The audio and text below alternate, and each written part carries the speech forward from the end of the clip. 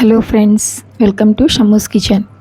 ఇవాళ పాలకూరతో రెసిపీ చేస్తున్నానండి. దీంట్లోకి ఇవాళ వెరైటీగా ఉల్లి కారంని కలిపి చేస్తున్నాను. చాలా బాగుంటుంది, తప్పకుండా ట్రై చేయండి. చాలా ఈజీ. రైస్తో రోటీస్తో అయితే చాలా టేస్టీగా ఉంటుంది.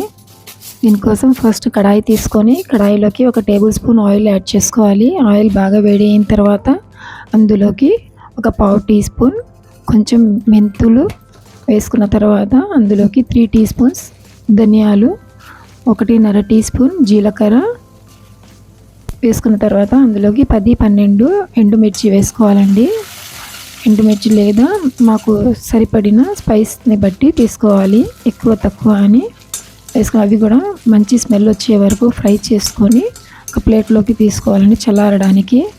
అవన్నీ కూడాను ప్లేట్లో తీసుకున్న తర్వాత ఇందులోకి 2 ఆనియన్స్ అదే సేమ్ కడాయిలోకి 2 ఉల్లిపాయల్ని మీడియం సైజు ఉల్లిపాయల్ని రఫ్గా చాప్ చేసి వేసుకోవాలి.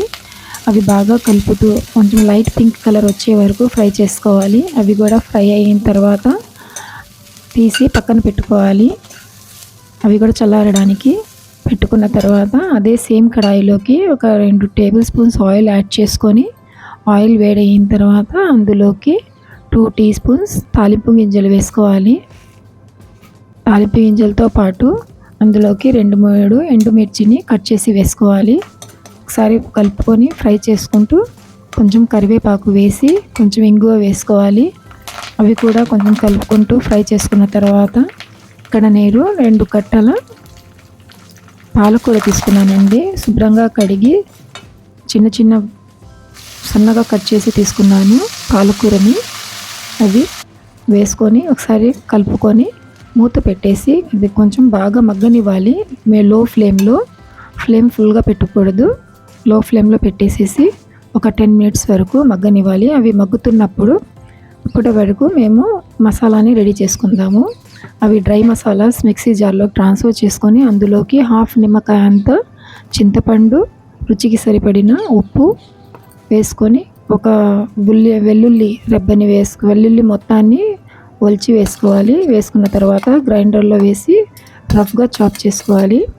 తర్వాత ఉల్లిపాయలని కూడా వేసుకొని కోర్స్గా గ్రైండ్ చేసుకొని పేస్ట్ని పక్కన పెట్టుకోవాలి. పక్కన పెట్టుకున్న తర్వాత ఒకసారి మళ్ళీ పాలకూర చూసుకుందామండి. చూడండి, పాలకూర చక్కగా మగ్గిపోయింది. ఒకసారి అది బాగా కలుపుకొని అందులోకి 1/2 టీ స్పూన్ పసుపు వేసుకోవాలి.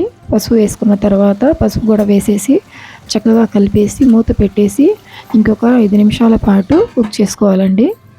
ఇప్పుడు ఇంకా చక్కగా కొంచెం ఉడికిపోయింది. ఇప్పుడు ఆయిల్ కొంచెం లైట్గా సపరేట్ అవుతుందండి. ఇప్పుడు అందులోకి మేము రుచికి సరిపడిన సాల్ట్ వేసుకోవాలి. మేము మసాలాలో కూడాను సాల్ట్ వేసుకున్నాము ఆల్రెడీ, చూసుకొని వేసుకోవాలి. వేసుకున్న తర్వాత మేము గ్రైండ్ చేసి పెట్టుకున్న కారంని పేస్ట్, అది ఉల్లి కారంని దీంట్లో పాలకూరలోకి వేసుకొని చక్కగా కలుపుతూ ఫ్రై చేసుకోవాలండి. అది ఆపకుండా, లేకపోతే అడుగంటిపోతుంది. అడుగంటకుండా అది ఆయిల్ సపరేట్ అయ్యే వరకు ఫ్రై చేసుకుంటూ ఉండాలి. ఇప్పుడు అందులోకి సాల్ట్ సరిపోయిందో లేదో చెక్ చేసుకొని సాల్ట్ అవసరం ఉంటే కలుపుకోవాలి. సాల్ట్ ఒకసారి చెక్ చేసుకుని కలుపుకున్న తర్వాత చక్కగా కలుపుతూ ఫ్రై చేసుకొని ఫ్రెష్గా చాప్ చేసుకున్న కొత్తిమీరని వేసుకొని ఒకసారి బాగా కలుపుకొని ఫ్రై చేసుకోవాలి.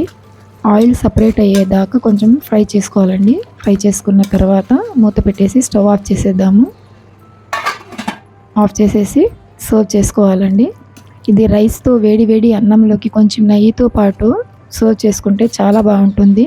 రోటీస్తో కూడా చాలా బాగుంటుందండి. ఈ మసాలాతో పాలకూర ఒకసారి ట్రై చేయండి. ఈ వీడియో కనుక నచ్చితే లైక్ చేయండి, షేర్ చేయండి, సబ్స్క్రైబ్ చేయండి.